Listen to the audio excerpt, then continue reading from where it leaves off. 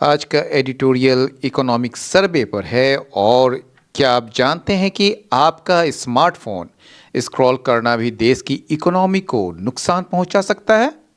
और क्यों भारत का रुपया सिर्फ देश की वजह से नहीं बल्कि एआई की दौड़ की वजह से गिर रहा है? आज का विश्लेषण आपकी आंखें खोल देगा। तो स्वागत है आपका द हिंदू एडिटोरियल एनालिसिस में। मैं हूं अमिताभ आनंद और आज हम द हिंदू का बेहद ही महत्वपूर्ण एडिटोरियल पर चर्चा करेंगे और उसके गहराई में उतरेंगे। मुख्य आर्थिक सलाहकार यानी कि चीफ इकोनॉमिक जो एडवाइज़र हैं वी अनंत नागेश्वरन के दूरदर्शी इकोनॉमिक सर्वे 2025-26 ने भारतीय अर्थव्यवस्था के लिए एक नया नज़रिया पेश किया है। यह सर्वे सिर्फ आंकड़े नहीं बताता बल्कि भविष्य की चुनौतियों और अवसरों को भी सामने रखता है। आज के इस एनालिसिस में हम जानेंगे सर्वे में सुझाया गया एंटरप्रेन्योरियल स्टेट का कॉन्सेप्ट क्या है और यह कैसे भारत को तेजी से आगे बढ़ाएगा। क्यों रुपया कमज़ोर हो रहा है और उसमें ग्लोबल एआई इंडस्ट्री का क्या रोल है। इथेनॉल उत्पादन और रिन्यूएबल एनर्जी की असली लागत से जुड़े हुए छिपे हुए जोखिम क्या हैं जिन पर सरकार को ध्यान देना होगा।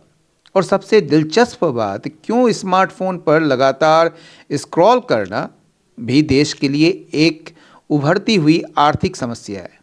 यह एडिटोरियल सिर्फ एक रिपोर्ट नहीं बल्कि भारत के आर्थिक भविष्य का ब्लूप्रिंट है।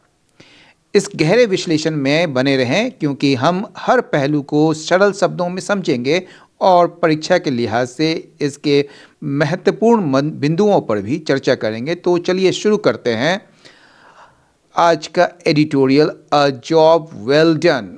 और मैं आपको बता दूं कि मैं एक फ्लो जो होता है उसी को कि मद्देनज़र रखते हुए मैं आपको वर्ड्स का जो शुरुआत में देता था वो मैं सबसे लास्ट में दूंगा अब। तो इस चीज़ को आप याद रखिएगा क्योंकि वर्ड्स आपको लास्ट में मिलेंगे, ठीक है। तो चलिए शुरू करते हैं। अ जॉब वेल डन यानी कि एक ऐसा कार्य जिसको बहुत ही अच्छे से किया गया। ये कौन सा जॉब है? इकोनॉमिक सर्वे का जो उन्होंने बनाया है।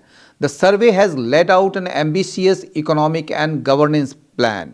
यानी कि सर्वे जो है इसने रखा है एक एम्बिशियस, एक महत्वाकांक्षी आर्थिक और गवर्नेंस प्लान को, यानी कि आर्थिक और जो शासन का क्या मॉडल होना चाहिए, क्या प्लान होना चाहिए, उसको जो है सर्वे ने बहुत अच्छे से इसका एक एम्बिशियस प्लान रखा है। चलिए आगे बढ़ते हैं, ठीक है।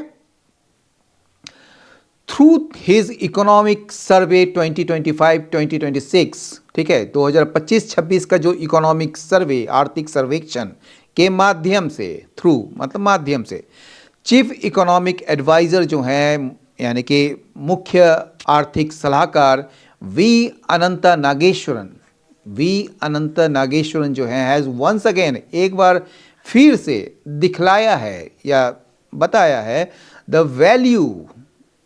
वैल्यू बताया है ऑफ लेवल हेडेड एनालिसिस, एक काम कंपोज्ड एनालिसिस का मतलब एक संतुलित, एक शांत जो आप एनालिसिस कह सकते हैं, उसको फिर से इसने बताया है। वाइल एस्चुइंग, जबकि सेंसलिज्म से बचते हुए, सेंसलिज्म का मतलब हो गया सनसनीखेज बातों से बचते हुए, एस्चुइंग का मतलब होता है अवॉइडिंग, जानबूझकर अवॉइड करना।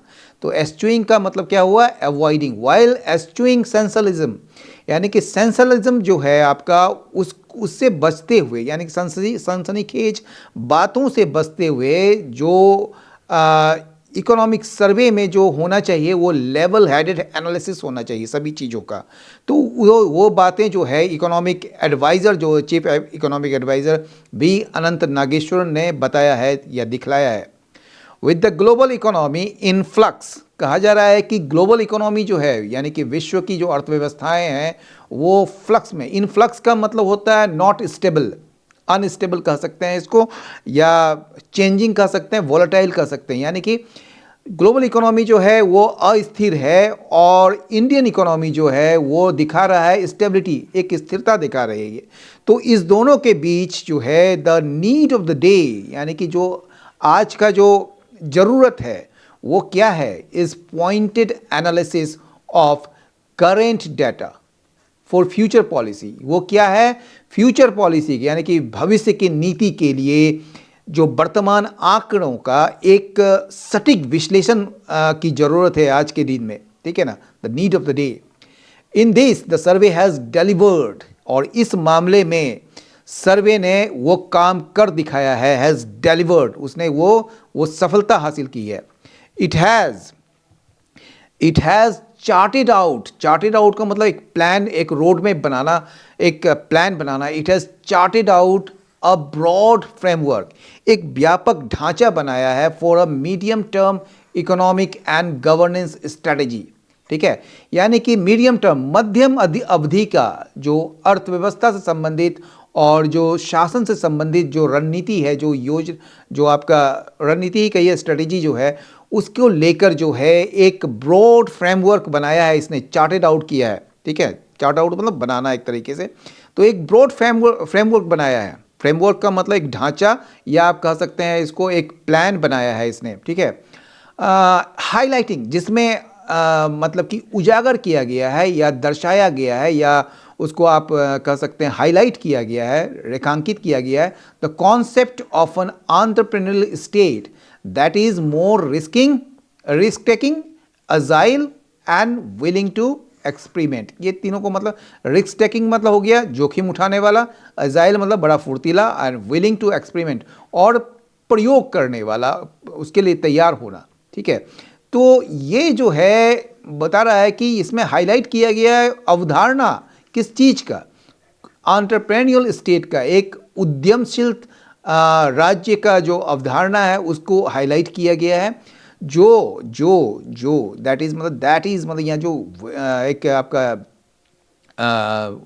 क्या कहेंगे इसको, रिलेटिव क्लॉज है, वो बता रहा है आपको एंटरप्रेन्योरियल स्टेट के बारे में, जो मोर रिस्क टेकिंग होगा, एजाइल होगा, या फिर विलिंग टू एक्सपेरिमेंट होगा। मैं आपको इसको और सरल शब्दों में बताऊं तो इसका जो जिक्र है वो भारत की शासन शैली में एक बहुत बड़े बदलाव का संकेत के बारे में कह रहा है। यहाँ पर आमतौर पर माना जाता है कि सरकार का काम सिर्फ नियम बनाना, यानी कि रेगुलेटर, या फिर सब्सिडी देना है, लेकिन सीईए नागेश्वरन कह रहे हैं कि अब सरकार को एक एंटरप्रेन्योर की तरह सोचना होगा, यानी कि बिजनेस माइंडसेट वाले व्यक्ति की तरह सोचना होगा।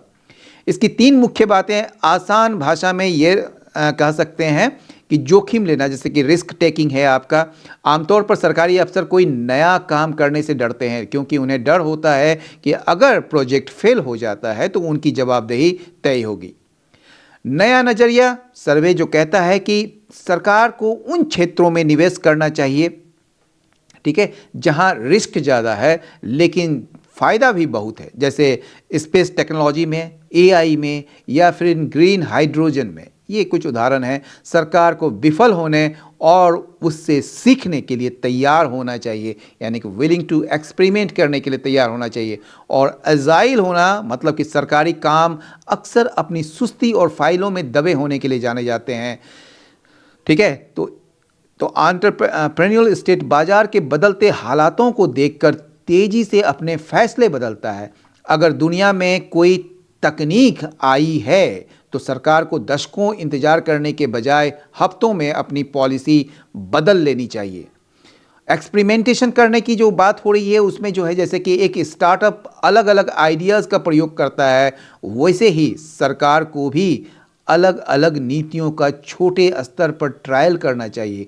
जो सफल हो उसे पूरे देश में लागू करो, जो फेल हो जाए उसे तुरंत बंद कर दो। जरूरी क्यों है?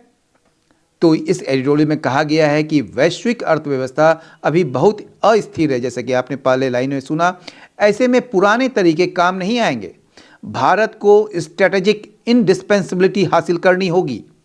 ये आगे जो है लाइन है, इसमें भारत को जो है इंडिस्पेंसिबिलिटी मतलब कि आपको जो है ना, आपके बिना काम नहीं चलेगा, ठीक है। जैसे कि चाइना के बिना आज काम नहीं चलता है, ठीक है।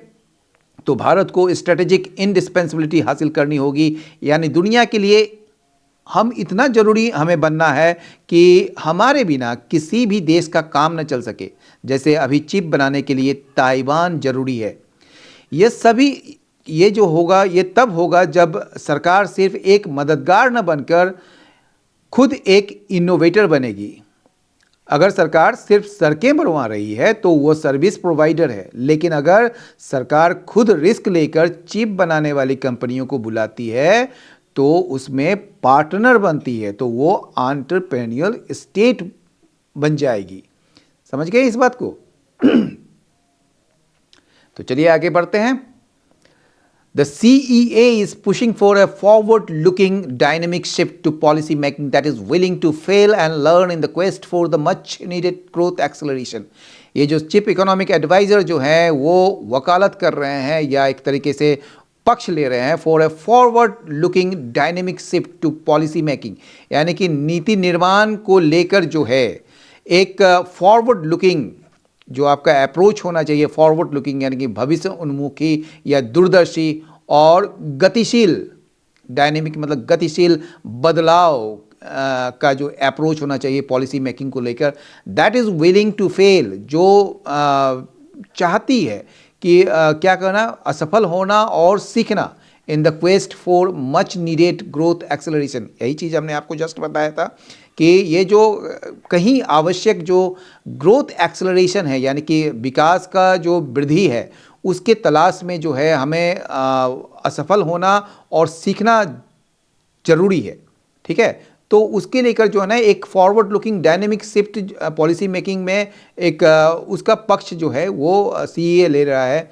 Now pass the turbulent covid pandemic, अब जो है कोविड-19 पैंडेमिक जो है उसका दौर गुजर चुका है। कोविड-19 मतलब अशांत, टर्बुलेंट मतलब अशांत, कोविड-19 पैंडेमिक मतलब महामारी जो था कोविड-19 का, उससे अब जो है हम आगे बढ़ चुके हैं। अब जो है समय है टू लुक अहेड, आगे बढ़ने की, विथ पॉलिसी, ऐसे नीति के साथ जो इकोनॉमी को बढ़ावा दे, विथ मतलब कि फिलिंग द इकोनॉमी सेल्स। आपने देखा होगा वो नाव वगैरह में पहले एक पर्दा लगे होते हैं या वाइट कलर के देखे होंगे जिसमें जो है हवा आती है तो वो आगे बढ़ती है, तो इसलिए बोलते हैं ना हवा के विपरीत या हवा के साथ साथ जो चलते हैं उसमें अप स्ट्रीम और डाउन स्ट्रीम, तो वही चीज़ बता रहे हैं सेल्स, यानी कि ये जो है पॉलिसी एक ऐसा पॉलिसी होना चाहिए जो हमें जो है इकोनॉमी को आगे बढ़ाने का काम करना पड़ेगा।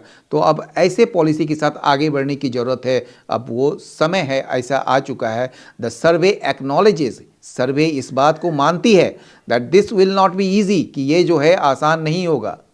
इंडीड, वास्तव में it assigns a 10 to 20% probability, संभावना जो है 10 से 20% की है, to the global economy, global economy में जो इन 2026 2026 में डिसेंडिंग इनटू अ क्राइसिस, एक ऐसे संकट में गिरने की जो है, ठीक है, वर्स दैन दैट इन 2008।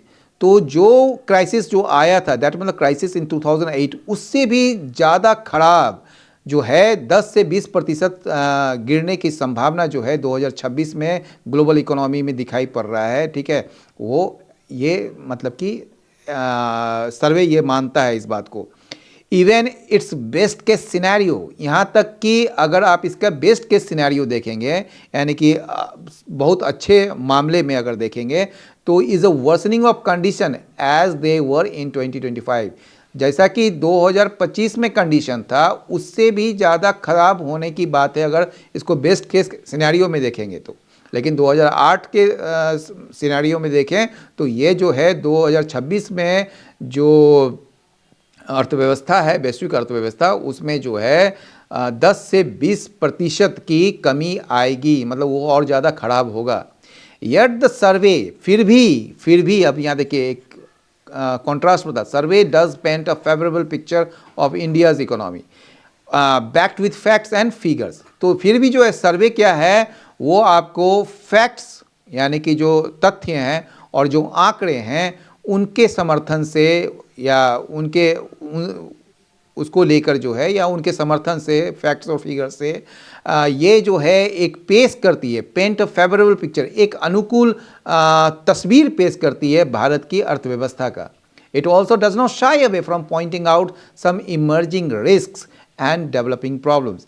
यह जो है इससे भी नहीं कतराती है या हिचकिचाती है, ठीक है, डज नॉट शाई अवे के मतलब कतराना या हिचकिचाना नहीं, फ्रॉम पॉइंटिंग आउट, इस बात को इशारा करने से ये भी नहीं हिचकिचाती है या कतराती है, सम इमर्जिंग रिस्क, कुछ उभरता हुआ रिस्क जो है, जोखिम जो है, और डेवलपिंग प्रॉब्लम्स, और कुछ बनता हुआ या कुछ विकसित होता हुआ जो समस्याएं हैं उससे भी कि ऐसे ऐसी समस्याएं आ सकती है, ऐसे ऐसे जोखिम हो सकता है, तो उससे भी ये कतराती नहीं है, ये साफ साफ स्पष्ट शब्दों में इस बात को कहती है। एट द मैक्रो लेवल, ठीक है, मैक्रो लेवल पर क्या हो रहा है आपका कि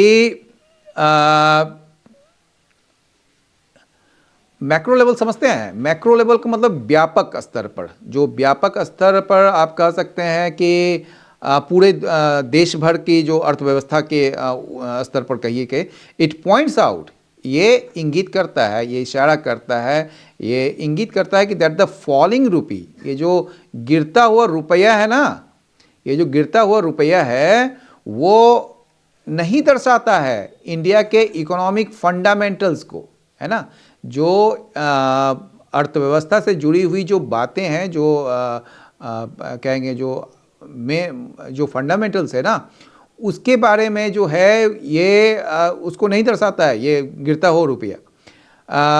and the depreciation is due in large part to capital flowing to countries with more developed AI industries and to safe haven assets, ठीक है। तो इसको समझने की कोशिश कीजिए कि ये जो है ये आप कह सकते हैं कि मैक्रो लेवल पर पूरे मतलब कि व्यापक अर्थव्यवस्था के लेवल पर ये इशारा करता है या ये पॉइंट आउट करता है दैट द फॉलिंग रूपी, यानी कि गिरता हुआ जो रुपया है वो इस बात को नहीं दर्शाता है भारत के आर्थिक जो फंडामेंटल्स हैं, जो बातें हैं या जो आधार है उसके बारे में ये नहीं दर्शाता है।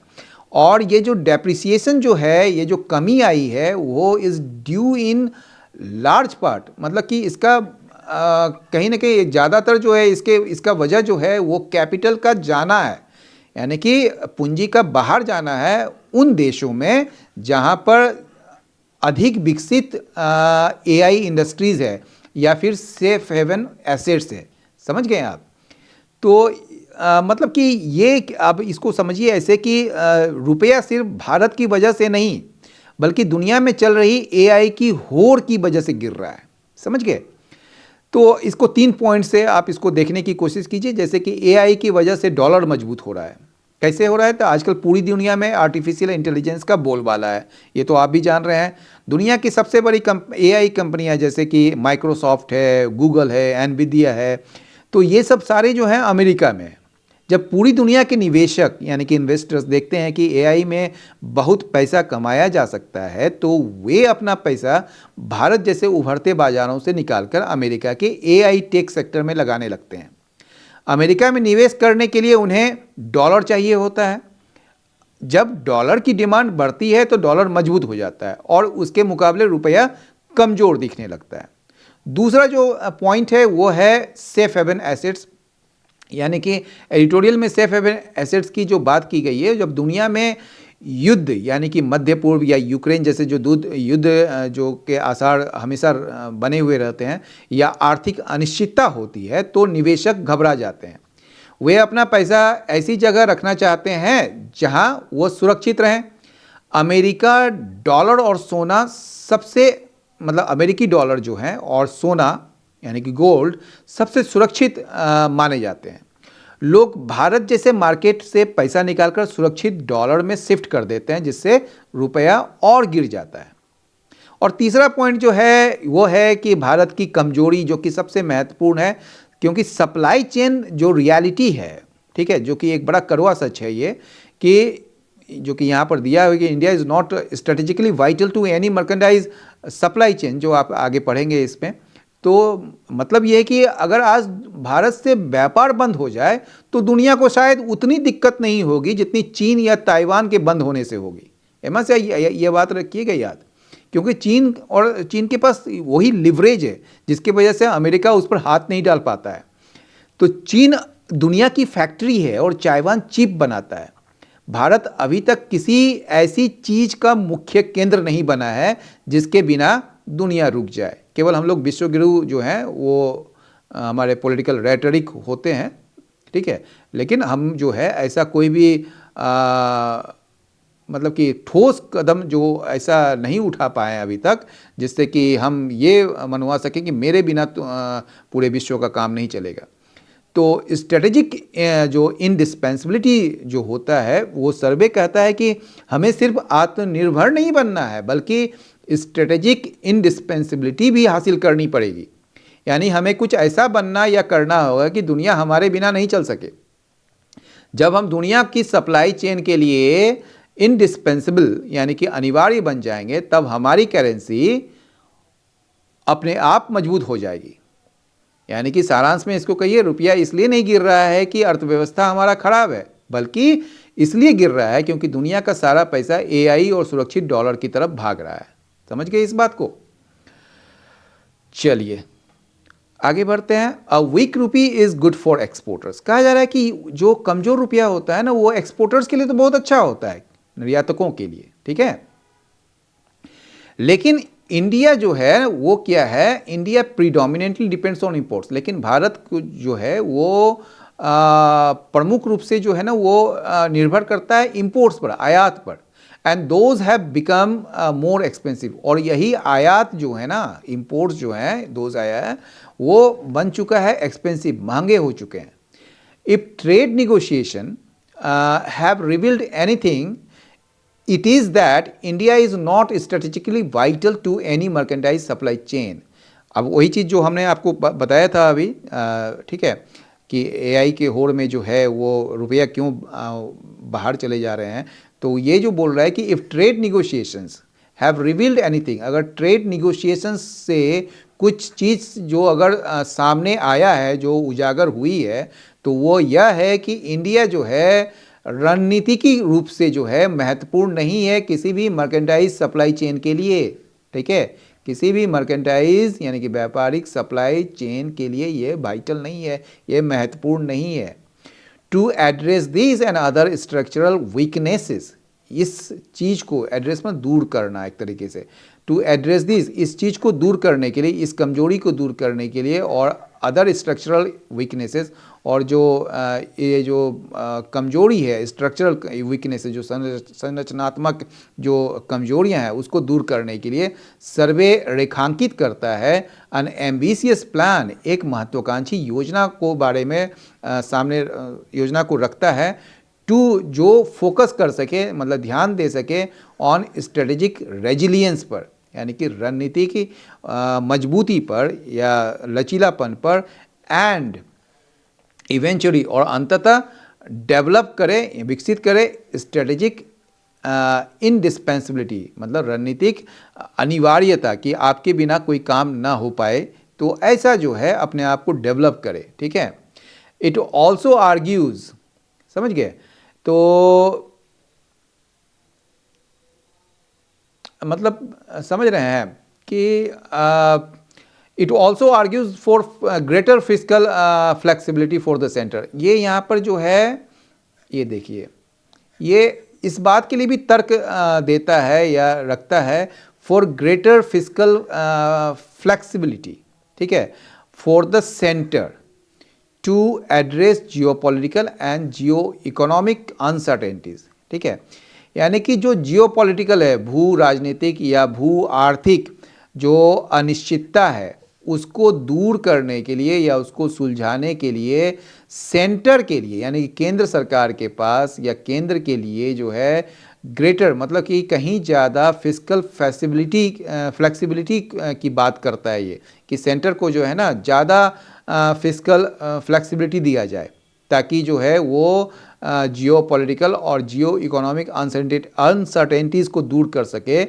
बट साइमल्टेनियसली, लेकिन साथ ही साथ ये क्या करता है, चेतावनी देता है स्टेट्स को, राज्यों को, अगेंस्ट फिजिकल पॉपुलिज्म, यानी कि राजस्व से संबंधित जो लोक लुभावन नीति होता है उसके लिए जो है ये उसको चेतावनी देता है। तो ये जो सेंटेंस में जो है ना, सरकार और राज्यों के खर्च करने के तरीके के बीच के अंतर को समझाया गया है, ठीक है ना।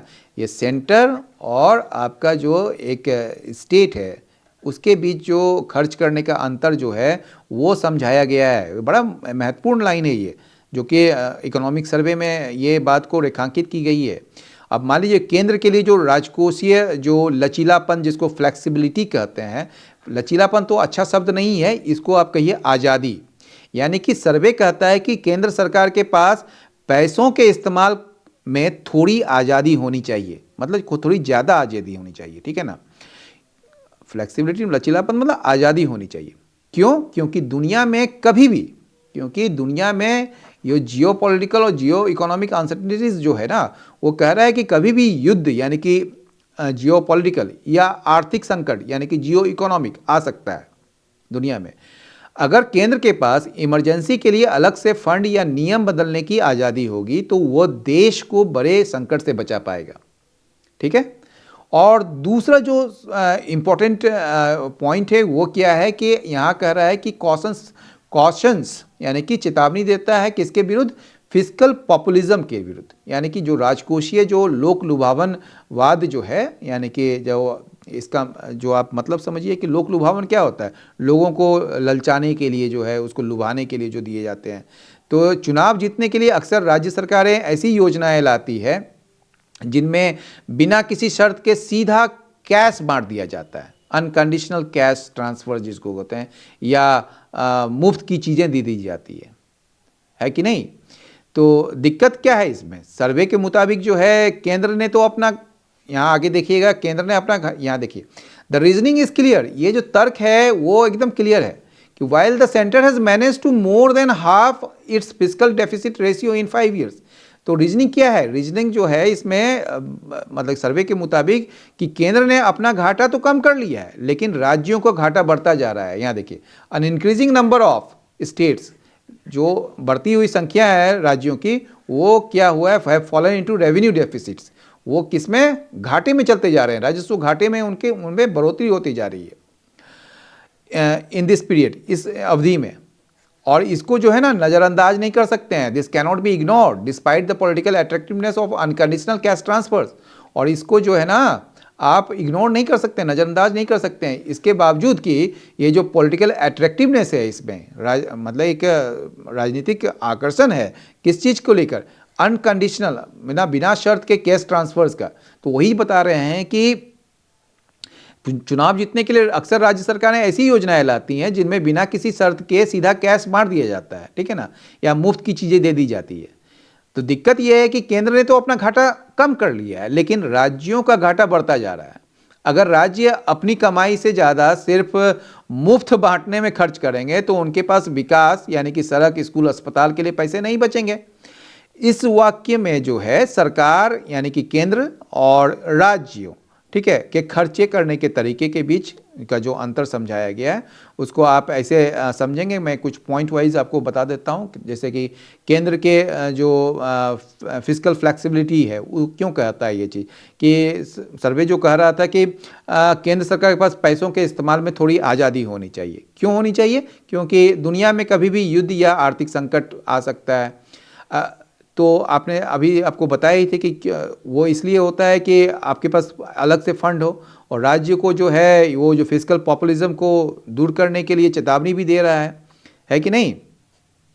तो सारांश में जो है ना सारांश में इसको ऐसे कहिए कि केंद्र को खुली छूट मिलनी चाहिए ताकि वो ग्लोबल संकटों का सामना कर सके।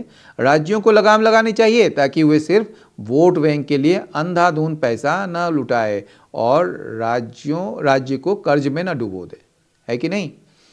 तो तो मतलब कि इसको जो है ना मुफ्त की रेवड़ियाँ कह सकते हैं या फ्रीवीज कह सकते हैं, है कि नहीं। तो वो चीज़ जो है ना आप इग्नोर नहीं कर सकते हैं, इसको नज़रअंदाज नहीं कर सकते हैं। It is noteworthy that 4 major states go for election this year. ये ध्यान देने योग्य है कि 4 बड़े राज्य जो हैं, प्रमुख राज्य जो हैं, वो वहाँ पर चुनाव होंगे इस साल। गो for election this year, only one of which, केवल एक ही जो है उनमें से is currently led by the BJP. वहाँ पर बीजेपी के शासन है या उनका नेतृत्व है, बीजेपी का नेतृत्व है वहाँ पर, या शासन है। The survey points out several other emerging problems. ठीक है, तो ये जो सर्वे है ये इशारा करता है कई अन्य उभरते हुए समस्याओं पर, कि को पॉइंट्स आउट करता है, इंगित करता है, इशारा करता है उस तरफ, जैसे कि such as the impact of ethanol production on food security, एक तो ये हो गया। Real cost of the ongoing shift to renewable energy, दूसरा हो गया। The lack of adequate fodder हो गया तीसरा। And not insignificantly the impact of compulsive scrolling on smartphones. तो ये जो समस्याएं हैं, जो इमर्जिंग प्रॉब्लम्स है, उस तरफ भी सर्वे इंगित करता है। तो इसको भी थोड़ा मतलब कि डिटेल में समझें आप, कि इथेनॉल और खाने की जो सुरक्षा है, यानी कि फूड सिक्योरिटी, यानी कि सरकार पेट्रोल में मिलाने के लिए इथेनॉल बना रही है, जो मक्का या गन्ने जैसी फसलों से आता है। सर्वे यह चेतावनी दे रहा है कि अगर हम अपनी फसलों का इस्तेमाल ईंधन बनाने में ज़्यादा करेंगे तो कहीं देश में खाने पीने की चीज़ों की कमी न हो जाए या उनकी कीमतें न बढ़ जाए। ठीक है, दूसरा जो पॉइंट है ये रेन्यूएबल एनर्जी का है। या यहाँ एक तो अभी तो फूड सिक्योरिटी को देख लिए, रेन्यूएबल एनर्जी को जो है वो क्या है, हम सोलर और विंड पावर की तरफ बढ़ रहे हैं, जिसको रेन्यूएबल एनर्जी कहते हैं या अक्षय ऊर्जा भी कहते हैं, जो अच्छी बात है।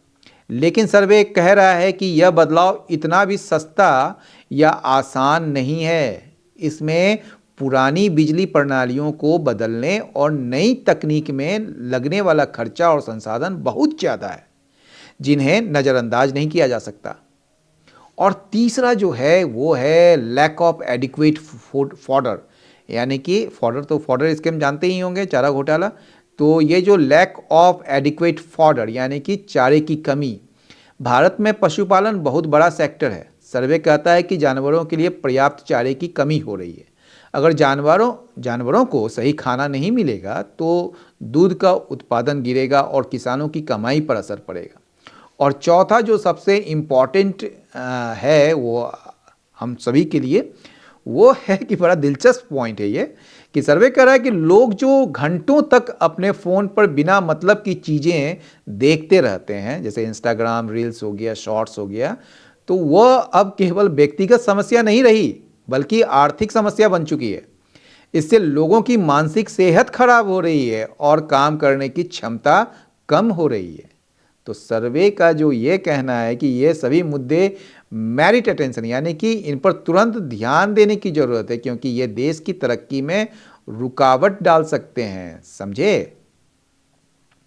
तो ये एक आप समझ ही गए होंगे कि इसके बारे में आजकल के बच्चों क्या, ये लगभग हर उम्र के लोग ये कंपल्सिव स्क्रॉलिंग कर ही रहे हैं स्मार्टफोन्स पर। तो each of these merits attention, इसमें से प्रत्येक को जो है ना उसमें ध्यान देने की ज़रूरत है। And the survey has done its job well by highlighting them. और सर्वे ने इसे उजागर करके, इसे रेखांकित करके एक बेहतरीन काम किया है।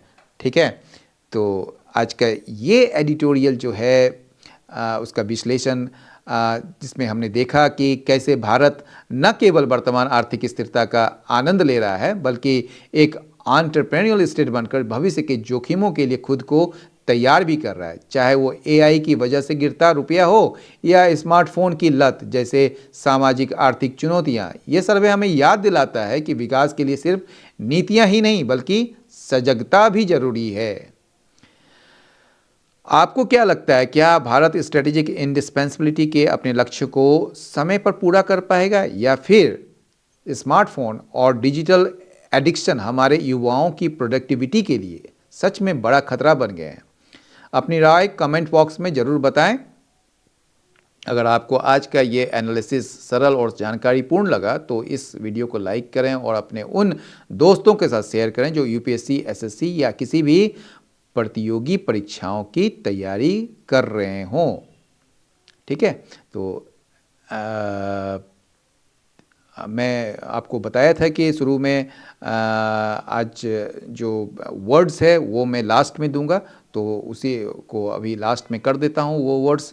तो देखिए, एस्चुइंग का मतलब होता है डेलिबरेटली अवॉइडिंग, जानबूझकर किसी चीज़ से बचना। इसका जो साइनो होगा वो होगा आपका अवॉइडिंग, शनिंग और रिफ्रेनिंग, ठीक है।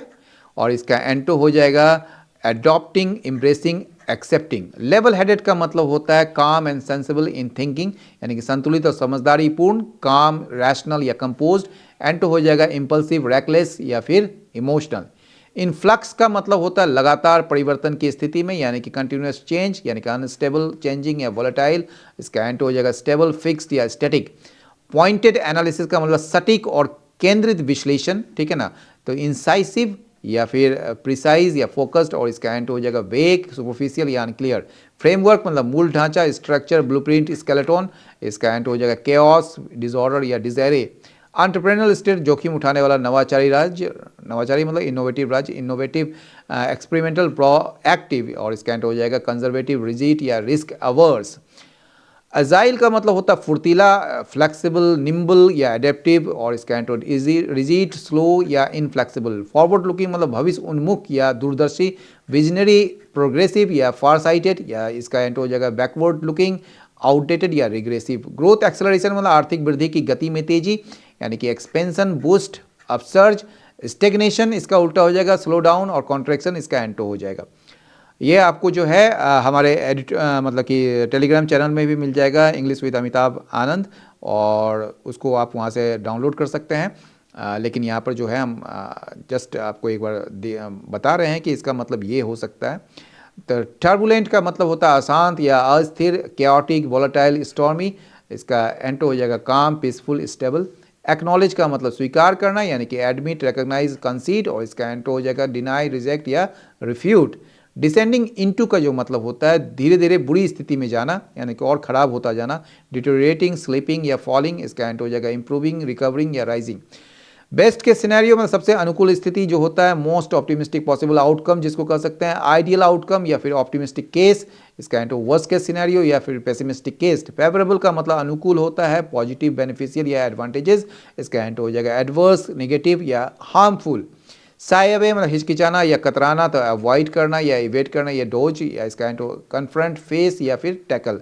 इमर्जिंग रिस्क का मतलब होता है उभरते हुए खतरे, अराइजिंग थ्रेट्स या ग्रोइंग रिस्क।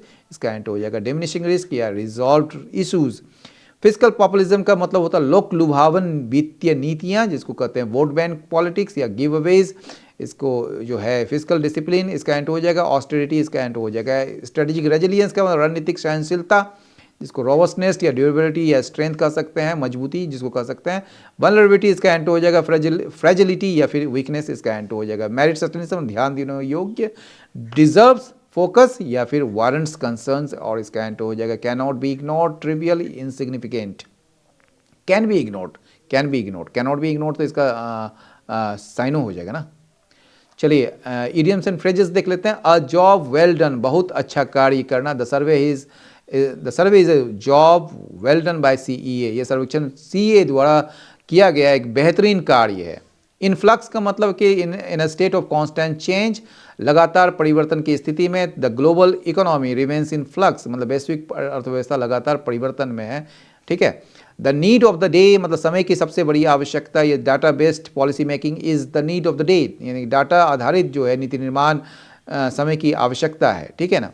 चार्ट आउट मतलब योजना बनाना, टू प्लान और design carefully. The survey charts out a medium term strategy, ये सर्वे जो बनाता है योजना मीडियम टर्म स्ट्रेटेजी का, ठीक है।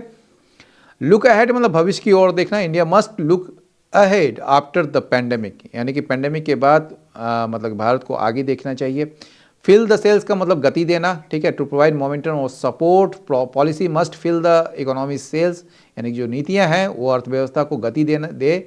डज नॉट शाई अवे मतलब पीछे ना हटना या कतराना नहीं या हिचकना नहीं। The survey does not shy away from risk, risk से वो कतराता नहीं है, पीछे नहीं हटता है। Backed by facts and figures, तथ्यों और आंकड़ों से समर्थित। The analysis backed by facts and figures, विश्लेषण तथ्यों और आंकड़ों से समर्थित है, मतलब वो उसमें है। पेंट अ पिक्चर मतलब तस्वीर प्रस्तुत करना। The survey paints a positive picture of growth, सकारात्मक तस्वीर प्रस्तुत करता है। असाइन अ प्रोबेबिलिटी मतलब संभावना तय करना। The survey assigns a 20% probability to crisis, ठीक है। बेस्ट केस सिनेरियो मतलब सबसे अच्छी स्थिति, मतलब even the best case scenario is challenging. यहाँ तक कि बेस्ट केस सिनेरियो भी जो है वो चुनौतीपूर्ण है। कॉशन अगेंस्ट का मतलब चेतावनी देना। The survey cautions against physical populism, लोक लुभावनवाद से चेतावनी देता है, मतलब के लिए चेतावनी देता है। डिसेंड इनटू क्राइसिस मतलब संकट में फंसना या और ख़राब होना, डिटोरेट करना। द इकोनॉमी में डिसेंड इनटू क्राइसिस, ये संकट में फंस सकता है। मेरिट अटेंशन ध्यान देने योग्य, द रिस्क मेरिट अटेंशन, ये जोखिम ध्यान देने योग्य है। तो ऐसे ही daily the Hindu editorial analysis के लिए हमारे चैनल को सब्सक्राइब करना और बेल आइकन दबाना ना भूलें। कल फिर मिलेंगे एक नए एडिटोरियल और एक नई गहराई के साथ। तब तक के लिए पढ़ते रहिए, सीखते रहिए और अपनी तैयारी को मजबूत बनाते रहिए। जय हिंद।